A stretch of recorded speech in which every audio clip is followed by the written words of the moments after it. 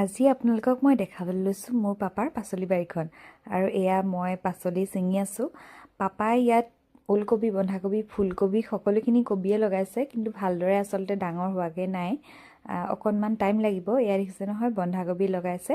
বন্ধাকবিখিনিও বান্ধ ভালকৈ লোৱা নাই, অলপ দিনৰ পাছতেই খাব পৰা হ'ব। আৰু লাই, পালেং, জাতিলাও সকলোখিনিয়ে আছে। অমিতাটো আছেই, অমিতাৰ গছ আমাৰ ঘৰত কেইবাজোপাও আছে। এয়া দেখিছেনে, সৰু অমিতাজোপাতে অমিতা লাগি আছে আৰু সেইফালে হ'ল নেমু গছ আছে। গতিকে বাৰীখনত আমাৰ পাচলি এনেদৰেই পাপাই লগাইছে। আৰু যিহেতু গুৱাহাটীত থাকোঁ, ফ্ৰেছ পাচলি খাবলৈ নাপাওঁ।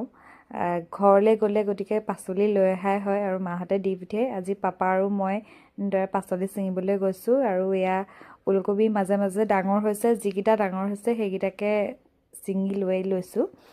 আৰু মই এনেদৰে ছিঙি আচলতে খুব ভাল পাওঁ। সৰুৰ পৰা আমি এনেদৰে ঘৰত পাপাই পাচলি খেতি কৰে আৰু এনেদৰে ছিঙোগৈ।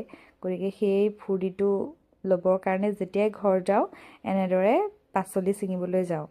আৰু এইফালে বন্ধাকবি ভালদৰে বান্ধ লোৱা নাই, তথাপিতো এটা ডাঙৰ হৈছে। পাপাই কৈছে সেইটো তই লৈ যা, কাৰণ তইতো খাবলৈ নাপাবি সেইকাৰণে। আৰু দেখিছানে ইমান বেছি ধুনীয়া বন্ধাকবিটো। আৰু এয়াই আছিলে পাপাৰ পাচলি বাৰীখন। আৰু আপোনালোকে জনাবচোন, আপোনালোকৰ বাৰু পাচলি খেতি কৰিছেনে আৰু ঘৰৰ পাচলি খাই ভাল পায়নে? জনাব দেই। আজিলৈ ইমানেই, বাই।